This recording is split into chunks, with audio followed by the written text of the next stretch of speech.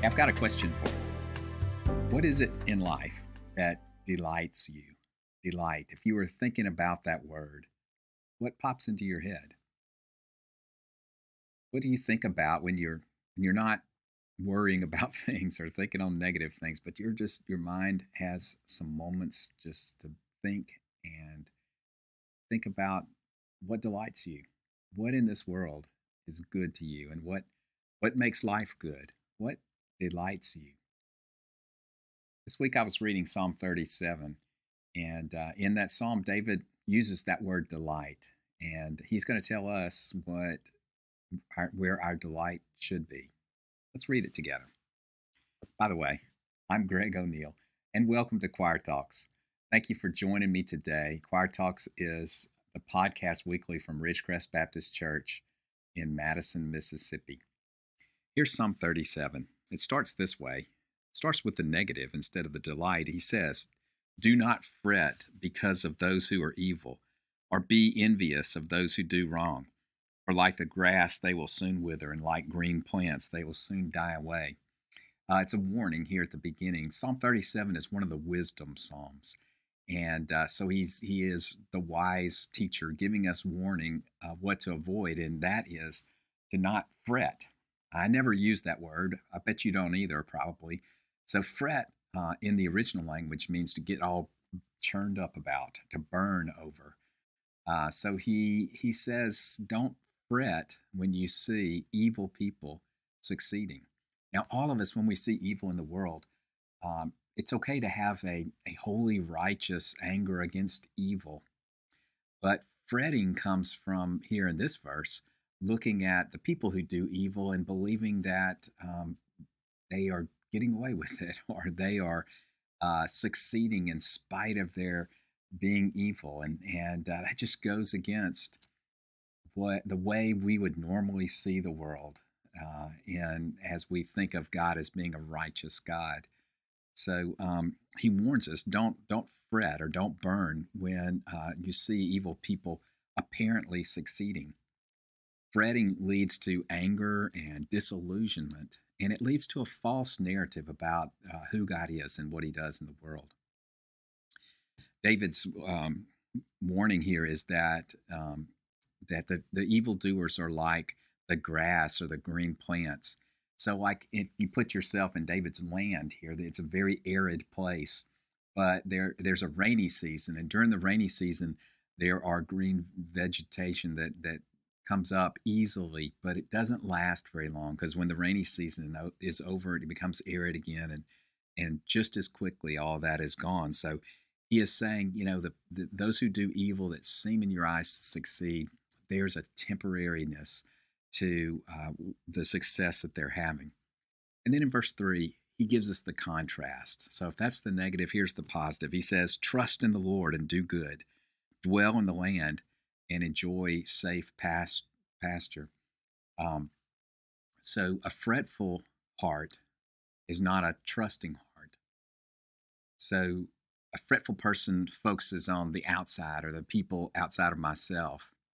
But here he says that my eyes need to be on the Lord and that He is trustworthy and we can trust Him. So he says that what we should do is trust the Lord and do good and dwell in the land.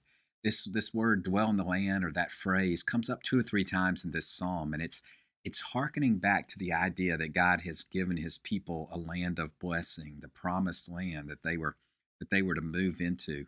And so when he says "dwell in the land" here, it's a picture of reminding us that God has blessed us. He had in their case given them this promised blessed land, and that they need to enjoy the blessings that God has given them and not become envious of people on the outside. In fact, if they were to leave that land instead of what he says here to dwell that land, that would be the same as not trusting God. To move away from that bountiful, blessed land when there comes trouble or when you see something on the outside would be saying, what God has provided me is not enough. And that's the opposite of trusting. So he says, trust in the Lord. And here's the verse that I really wanted to mention. Verse 4 says, "Delight yourself in the Lord, and He will give you the desires of your heart. Delight yourself in the Lord. So back to my original question, what do you delight in? It's that thing that just captures your attention when you just have those timeless moments to think and just to dwell. What is that thing that your mind goes to? Um, I delight in my grandson. Now, you've been following this podcast. That's no surprise to you. I mention him often in here. But, when I see him, I just delight in who he is and what he does and what he says. And when I'm away from him, it's not unusual for me to think about him and wonder what he's doing and to pull out my pictures and to see the last pictures I took of him. Um, oh, that I had that same kind of delight to delight in the Lord, just to wonder about Him and to think about Him in those quiet moments. I think that's the picture that David is painting for us here. Delight in the Lord, and He will give you the desires of your heart. I learned this verse as a child. I had to memorize it, and I really liked this verse. But when I read it, it was sort of like this: Delight yourself in the Lord, and He will give you the desires of your heart. I sort of read it in a way that I think is kind of a human way to read it, in that I saw the last half of the verse as the thing to latch on to. That this verse was like a formula to help me get to the good life, which was the desires of my heart. Um, and it is in a way, but I skipped over the good part. The good part is delight yourself in the Lord. That's the part that makes life good. That's the part not to be skipped over. Is when we delight in the Lord that that we enjoy God's blessings. If we look to enjoy the blessings of God without knowing the blesser, the one who gives those good things, then that's what idolatry is. We're focusing on the things of life rather than on the one who gives us those things. So the warning was not to fret about evildoers. To fret is to delight or want to have the things that I don't have or the things that I see in other people. To delight in the Lord is to delight in the giver of life, not the stuff of life. So here's some thoughts. How do I delight in the Lord? If I've piqued your interest in thinking this thought, what would you do to go about delighting in the Lord?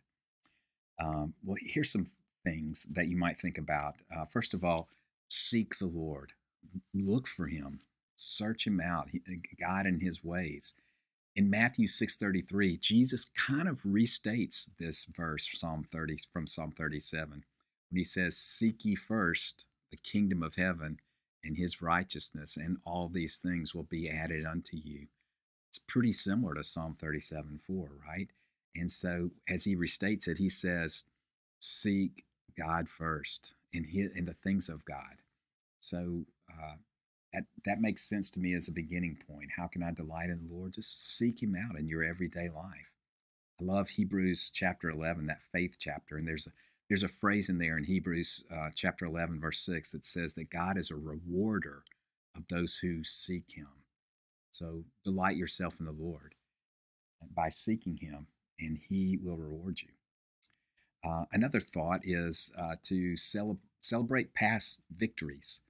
And the reason why I say that is that the Psalms are so full of writers who delighted in the Lord and wrote these beautiful songs. But they're so full of, when they delight in the Lord, they often look back to say, this is what God has done. And so that seems to be a key to me to delighting in the Lord, is as you think about Him, also think about what He's done. Read those Psalms and get some of those thoughts from the Psalm writers. Give thanks for what He has done in your life, and that will often help you to delight not only in what He's done, but in what He is doing in your presence and who He is in your life. And then I would say, well, the word for me would be worship, or spend time with God in His presence.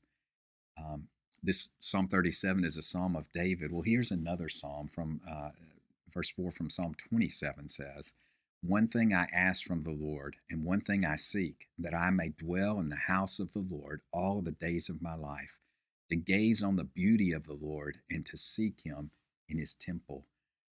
Here's David saying, "Hey, if I could just be in God's presence." The temple was the place where God's presence dwelt. And so David says, if I could just be in there, I would just delight in gazing and knowing who God is, gazing on his beauty, seeing him, and just resting in his presence. And then lastly, I would say that this seems counterintuitive, but if I'm going to delight in the Lord, well, the words of David over and over in the Psalms are to delight in his law, or doing his will, or being obedient. In Psalm 40, David says, I delight to do your will, O God. Um, that seems counterintuitive, but the more that we surrender and yield our lives to him and become obedient to God's ways, the more that we will delight in him. Um, and then that just draws me to the example of Jesus. Hebrews chapter 12, it says, for the joy, for the delight set before him, Jesus endured the cross. As he did the Father's will, there was a joy in that sacrifice for Jesus. Delight yourself in the Lord, and he will give you the desires of your heart. Have a great day.